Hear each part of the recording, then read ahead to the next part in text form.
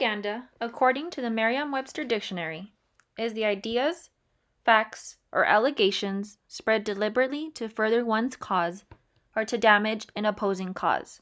People with disabilities are still portrayed through stereotypical roles in media today. There are three main roles characters with disabilities tend to fall into: victim, hero, and villain. Here are examples of each.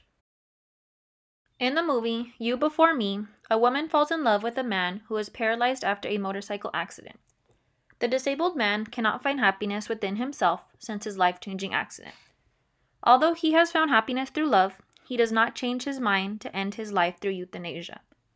The movie was harshly criticized for sending the message that people with disabilities cannot live full, happy, and meaningful lives, and that they must die in order to make their loved ones' lives easier. This is an example of a disabled character being portrayed as a victim.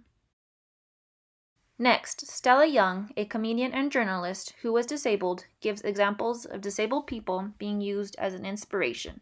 And to live with disability makes you exceptional. It's not a bad thing, and it doesn't make you exceptional. And in the past few years, we've been able to propagate this lie even further via social media. You may have seen images like this one: the only disability in life is a bad attitude. Or this one: your excuse is invalid, indeed. Or this one: before you quit, try. Stella goes on to explain that these images objectify disabled people for the benefit of non-disabled people. The images help them feel better about their own lives. Many people with disabilities, including Stella, do not want to be considered an inspiration for doing things able-bodied people can do. In The Dark Knight, the Joker, perceived to have schizophrenia, is a violent villain who shows no remorse for the chaos he creates in Gotham City. People who have mental illness are often portrayed as violent characters, when in reality, people with mental health disabilities are more likely to be victims of violence than to be violent themselves.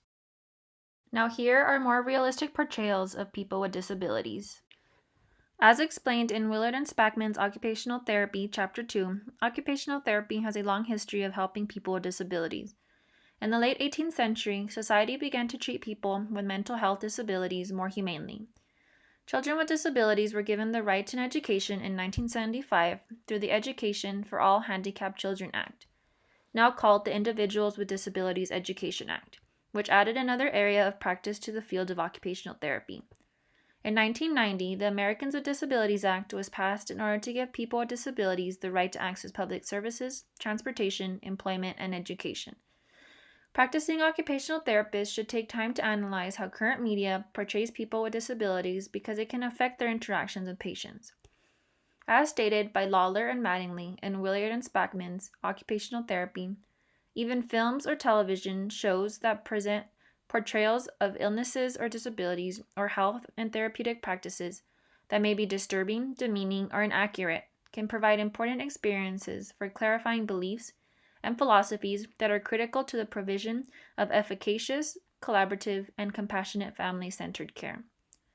We may not realize it, but the media does play a part in influencing the way we see other people. Noticing the unrealistic and realistic portrayals of people with disabilities in the media can help occupational therapists better understand their patients who have a disability, especially when using the theory of occupational adaptation, which assumes that the patient's occupational performance relies on their adaptiveness. Occupational therapists can form respectful relationships with their patients with disabilities by separating the real person in front of them from the discriminatory image the media has shown to us.